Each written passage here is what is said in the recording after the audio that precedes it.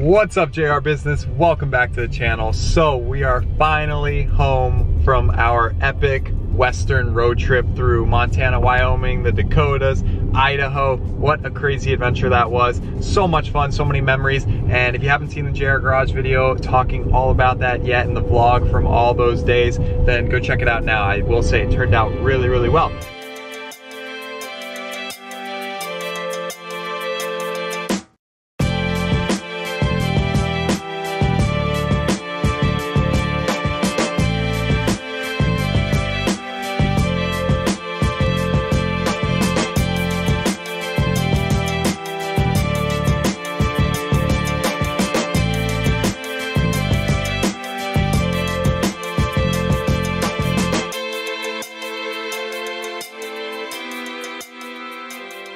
And then on the way back through Colorado, I stopped and met up with my good friends, Jaden Gross and Breck Knutson. We talked about entrepreneurship for about 25 minutes on our last video that went live on the channel, talking about college, venture capital, biggest failures, startups, things you need to know to begin in entrepreneurship now. So a lot of good information in there, and I would highly suggest checking that one out too. But today's video, you guys are wondering. So while we were up at our aunt and uncle's cattle ranch farm in Montana, we were reached out by an ICO that is in the agricultural industry. So we were immediately intrigued since we were on a farm at that point. And basically their goal is to cut out middlemen and make it far more efficient to get farm fresh produce from the field to your dinner table. So of course we were immediately intrigued, and we actually went ahead and asked our uncle. We said, hey, what are some of the shortcomings with agricultural industry? What can be improved upon? And he immediately started talking about the middlemen and just the distribution from his farm and all the steps it takes for that produce, that meat, whatever it may be, to get to the consumer. He says that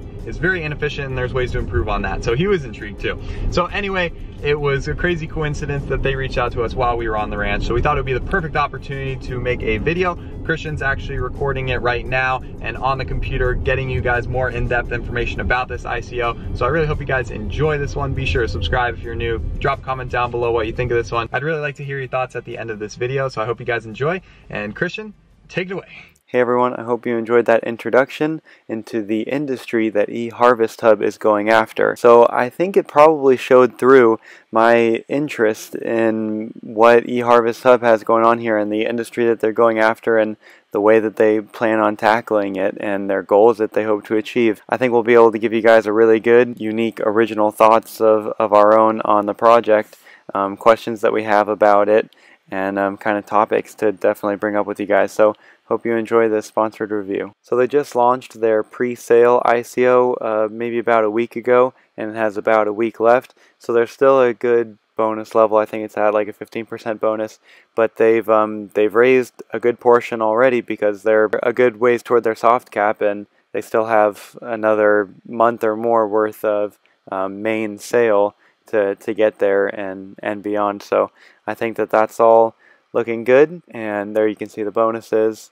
And one thing that they I think are very proud of is some of their notable investors. So here we have Tim Draper. He has a big investment firm that he operates, and combine that with one of OKEX's founding investors, my gang.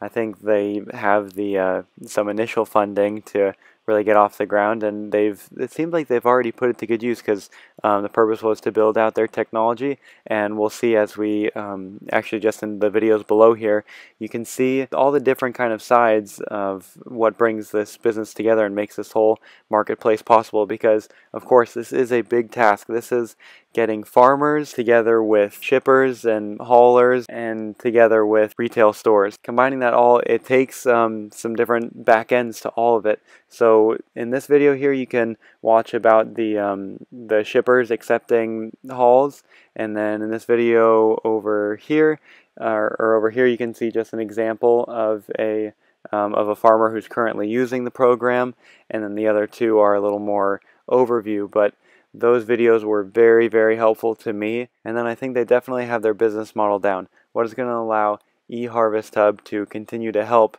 the agricultural marketplace go round. So a flat fee on every order, and then a flat fee on every large load order that's handled through their marketplace. And then tokenization. So they're obviously with an ICO, they're raising capital with a token sale. So they've involved the EHH token as their main payment method on the network. So you'll be making purchase orders and getting paid in the EHH token. And now for why bringing on the blockchain is ideal. You all have probably already figured out why, or if not, it should come to you pretty quickly. But it's that same kind of idea of cutting out the middlemen and decentralizing as much of the process as you can. This will really improve the farmer's profitability as well as the cost to the store, and thereby reducing the cost to the consumer. So, and this is an industry where there's not a super need for middlemen. Right now, the way that I think of it, what I kind of thought of, is middlemen might be aggregating some of from a bunch of different farmers in order to fulfill big orders. So they have a huge order come in that maybe no one place can fulfill, so their job is to go out and source it from lots of different places, bring it all together, and make it as streamlined as possible for deliveries to the big stores.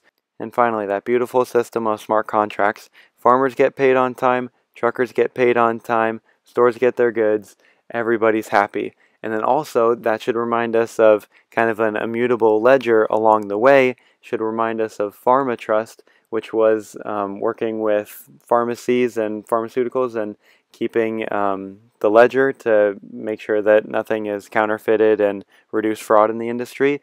That'll also be a huge benefit to the farming and agricultural industry here, that farmers will be able to better track their goods, or groups like the FDA that need to track things, and also the produce traceability initiative they talk about. So fraud is a problem in the produce industry as well.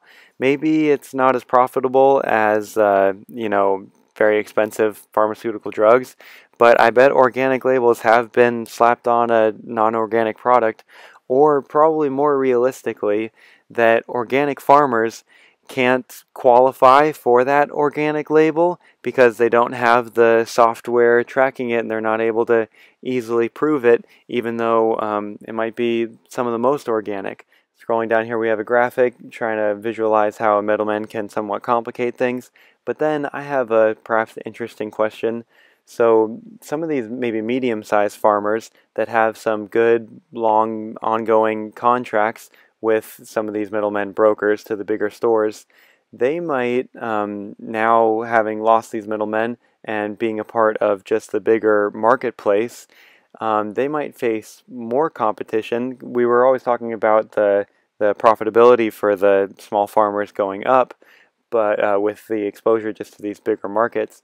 But some of these guys, there might be more competition, so I wonder what that might do to some of their revenues. But anyway, moving on to the roadmap. This is the last thing I want to hit on, but it's very interesting, and that is because they have so much going on before in the past on the roadmap. I love seeing that, and it's probably more than I've seen for really any project that we've reviewed, because they started way back in 2012. I think they formed the corporation, so maybe had the first idea back in 2011, but they've gotten kind of so much done. We sometimes talk about what comes first, the blockchain, and they came up with a use case for the blockchain, or did they already have an existing business that could really thrive with the addition of the blockchain? So they definitely had the existing business first and then brought on the blockchain. Like 80% of their roadmap has already been checked off, so I think it's pretty cool. And now we're at about here at the ICO event. As you can see, they hope tokens to be able to be used on the platform starting in January.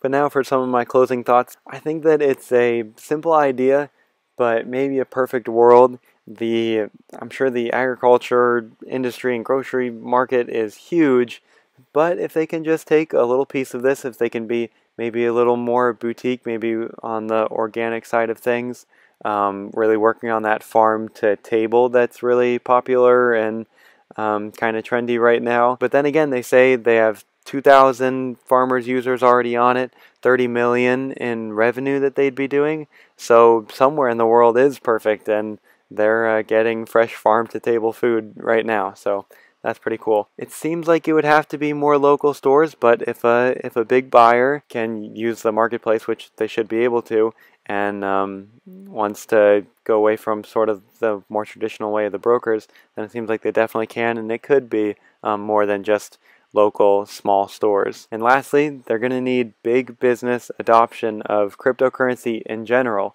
because they're going for the EHH token to be the only payment transaction on their marketplace. Those businesses are going to need to be understanding cryptocurrency and have all the accounting and things set up for it. So those are my thoughts. That's what I think. Let me know in the comment section down below what you think. If you have any questions, I've been talking to this over with my brother a lot. Very interesting to us, so I'd be happy to talk about it with you guys and hear any questions, see if I can answer any questions for you guys. And with that, thank you all so much for watching, and we'll see you in the next one.